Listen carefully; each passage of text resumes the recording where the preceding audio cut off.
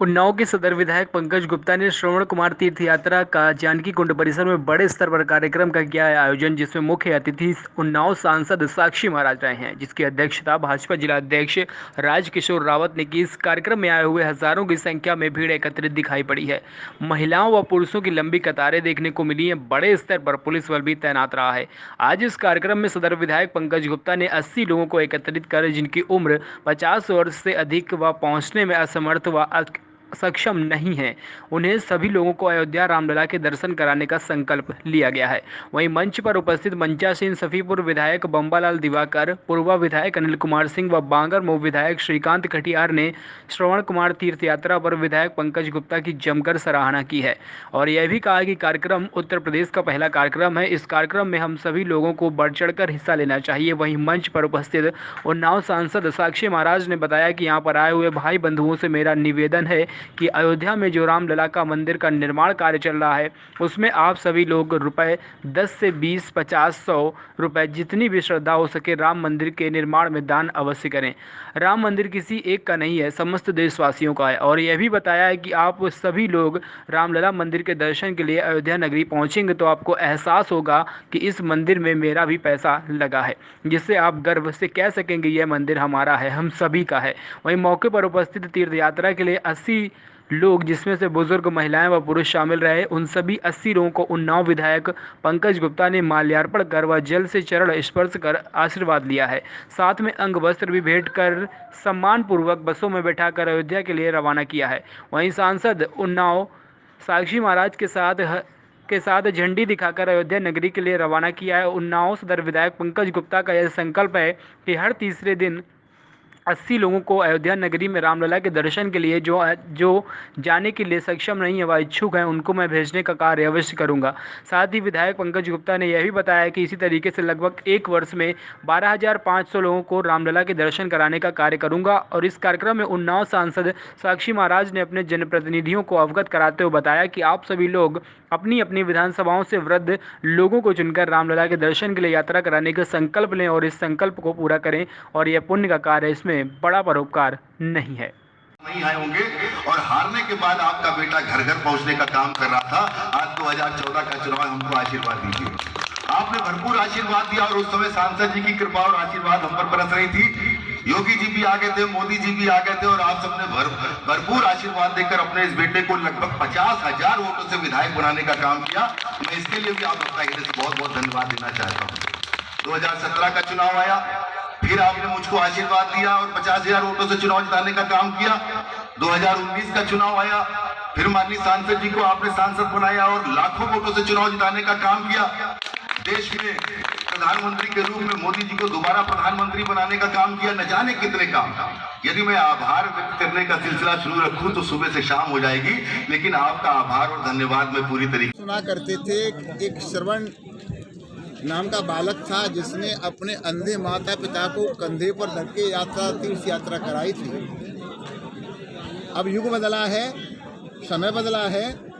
उन्नाव के यशस्वी सदर विधायक पंकज गुप्ता जी ने पंकज गुप्ता श्रवण कुमार तीर्थ यात्रा नाम से ये संकल्प लिया है कि आज से हर तीसरे दिन 2 बसें अपने संसदीय क्षेत्र से, अपने विधानसभा क्षेत्र से वो हर तीसरे दिन अयोध्या प्रभु श्री राम के दर्शन के लिए भेजेंगे। तो मैं हृदय की गहराई से उनके इस विचार का अभिनंदन करता हूँ, वंदन करता हूँ और भगवान से प्रार्थना करता हूँ पंकज गुप्ता को इस प्रकार की शक्ति और प्रदान करें।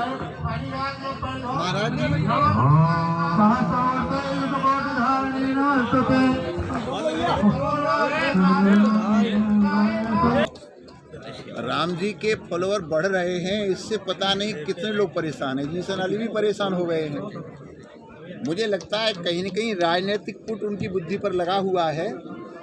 पर जीसन अली को ये समझना चाहिए कि बजरंग बली के आगे जीसन अली की नहीं चलने वाली है। राम के भक्त बड़े हैं, बढ़ेंगे। राम में और शिव में अंतर करके न देखें, एक दूसरे के पूरक हैं। अयोध्या में प्रभु श्री राम का मंदिर बन रहा है, तो अब ये सारा देश राम में होने वाला है और इसकी झलक विदेशों में भी पड़ने लगी है। क्या कहेंगे? फिल्म जो वेब सीरीज है उस पर रोक लगाने की मांग।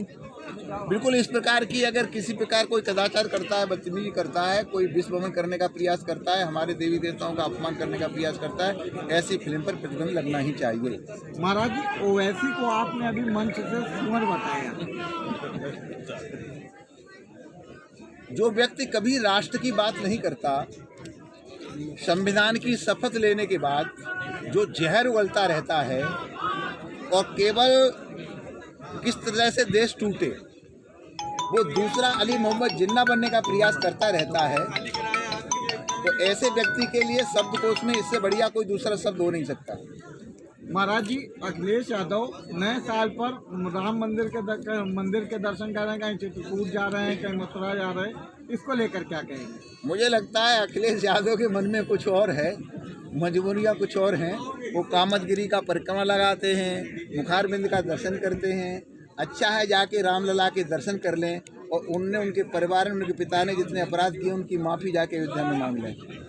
महाराज जी, जिस तरह से अब अयोध्या को लेकर चंदा इकट्ठा किया जा रहा है और इस पर विपक्ष सवाल उठा रहा है, इसको लेकर मैंने उसको बोला था ना, विपक्ष का तो खिसियानी बिल्ली खंबा नोच रही है। मैंने कहा ये मंदिर अडानी, अंबानी, टाटा, बिरला सरकार कोई भी बना सकता है, लेकिन राम आस्था के केंद्र है, वो मंदिर आस्था का बनने वाला है।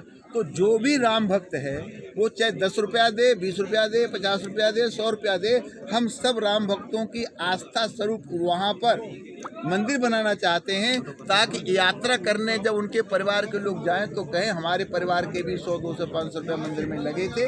उनकी आत्मीयता जुड़े। हमने भी मंदिर के लिए चंदा दिया था, देखिए कैसा मंदिर बना है, रामलला के दर्शन भी करें और उनकी आस्था भी मंदिर से जुड़े, इसलिए चंदा लिया जा रहा है। अखिलेश यादव किसी की जेब से तो हम चंदा निकालने वाले हैं नहीं, जो अपनी श्रद्धा से चंदा लिया जाएगा। पर मैं सबसे अपील करना चाहता हूँ, प्रभु श्री राम हिंदुस्तान में रहने वाले, चाहे हिंदू हों, चाहे मुसलमान हों, चाहे सिख हों, दूसरे संप्रदाय के लोग हों, सबके मूल में सबके बाप दादा राम हैं। सबको प्रभु श्री राम के मंदिर के लिए चंदा देना चाहिए। आखिरी सवाल, वैक्सीन को लेकर विपक्ष सवाल उठा रहा है। हालांकि कांग्रेस के कुछ नेता थे और जो विपक्ष के कुछ मुख्यमंत्री भी हैं वो सपोर्ट कर रहे हैं, लेकिन कुछ अभी भी सवाल उठा रहे हैं, जैसे अखिलेश यादव। देखिए, मैं सौभाग्यशाली हूँ, मेरा उन्नाव भी सौभाग्यशाली है कि मैं उसी साइंस इन टेक्नोलॉजी स्टैंडिंग कमेटी का मेंबर हूँ और कांग्रेस के कद्दावर नेता जयराम रमेश उसके अध्यक्ष हैं, चेयरमैन हैं। वैज्ञानिकों को बार बार बुला के हम हाथ जोड़ करके करबद्ध निवेदन करते थे कि वैक्सीन जल्दी बनाइए, जल्दी बनाइए, जल्दी बनाइए। तो हमारे आग्रह पर, कमेटी के आग्रह पर वैज्ञानिकों ने हमको वायदा किया था कि हमको दिन रात मेहनत करना पड़े पर दिसंबर के लास्ट तक वैक्सीन बना करके देंगे। तो वैज्ञानिकों ने दिन रात मेहनत की, कांग्रेस के बड़े नेता जयराम रमेश की उसमें भूमिका थी। तो जब वैक्सीन बन के तैयार हो गई तो उसका वैज्ञानिकों का अभिनंदन होना चाहिए, वंदन होना चाहिए, प्रशंसा होनी चाहिए। लेकिन कुछ लोग जिनकी राजनीतिक मिट्टी खसक गई है वो वैक्सीन को बीजेपी जोड़ने लगे, वैज्ञानिकों को बीजेपी जोड़ने लगे। हम नहीं लगाएंगे और तो जबरदस्ती तुमको लगाई नहीं जा रही, नहीं लगाओगे तो जानबूझ कर कुआं में गिरना पड़ते, गिर जाओ जा करके। लेकिन वैज्ञानिकों का अपमान करने का किसी को अधिकार नहीं है। ये वैज्ञानिक किसी पार्टी के नहीं हैं और जिस कमेटी में हम हैं उसके चेयरमैन जयराम रमेश कांग्रेस के कद्दावर नेता हैं। इसलिए वैक्सीन हमारे वैज्ञानिकों ने बनाई है, उसकी जितनी प्रशंसा की जाए कम है। मैं हृदय से अपने वैज्ञानिकों का अभिनंदन करता हूं, वंदन करता हूं, स्वागत करता हूं, सम्मान करता हूं और जिन लोगों ने वैज्ञानिकों पर प्रश्न खड़ा किया है उनसे अपेक्षा करता हूं समय रहते वो उनसे क्षमा मांग लें। एक दिन वैक्सीन की उनको भी जरूरत पड़ेगी।